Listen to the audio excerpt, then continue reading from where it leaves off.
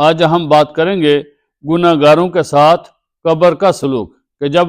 کسی گناہ گار کو یا کافر آدمی کو قبر کے اندر رکھا جاتا ہے تو قبر اس کے ساتھ کیا سلوک کرتی ہے۔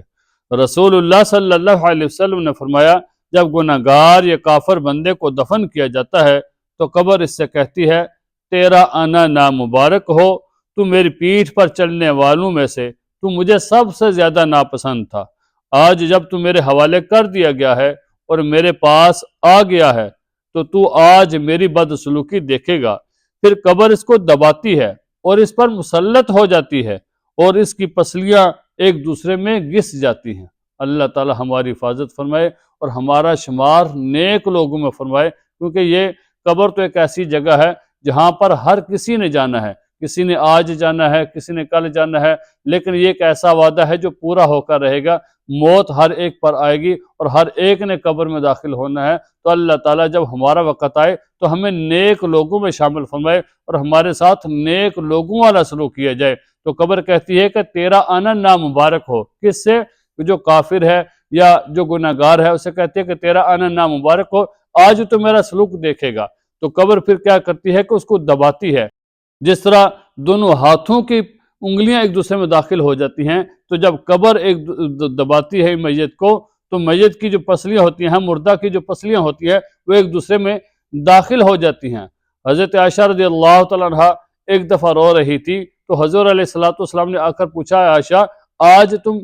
رو کیوں رہی ہو؟ تو فرمایا، یا رسول اللہ صلی اللہ علیہ وسلم، آپ مسجد میں ارشاد فرما رہے تھے کہ جب میت کو قبر میں رکھا جاتا ہے تو قبر جو ہے وہ میت کو دباتی ہے اور ہر ایک کو دباتی ہے، ہر ایک بندے کو قبر جو ہے وہ دبائے گی، تو میں اس وجہ سے رو رہی ہوں کہ قبر مجھے بھی دبائے گی۔ تو رسول اللہ صلی اللہ علیہ وسلم نے فرمایا، عائشہ قبر ہر کسی کو دباتی ضرور ہے، لیکن فرمایا کہ جب جو نیک لوگ ہوتے ہیں، جو اللہ کے نیک بندے ہوتے ہیں، ان کو قبر اس طرح دباتی ہے کہ جس طرح دو دوست ایک بہت عرصے کے بعد ایک دوسرے سے ملتے ہیں تو پھر کب ایک دوسرے کو ملتے ہیں اور ایک دوسرے کو دباتے ہیں تو ان کو اس دبانے کے اندر مزہ آتا ہے۔ فرمایا کہ قبر جو ہے وہ نیک لوگوں کو دبائے گی تو ان کو مزہ آئے گا، لیکن جو گناہ گار ہوتے ہیں، جو کافر ہوتے ہیں، ان کو جب دبائے گی تو پھر ان کو تکلیف ہوگی اور ان کی پسلیاں ایک دوسرے کے اندر داخل ہو جائیں گی۔ تو ہمیں جو ہے نا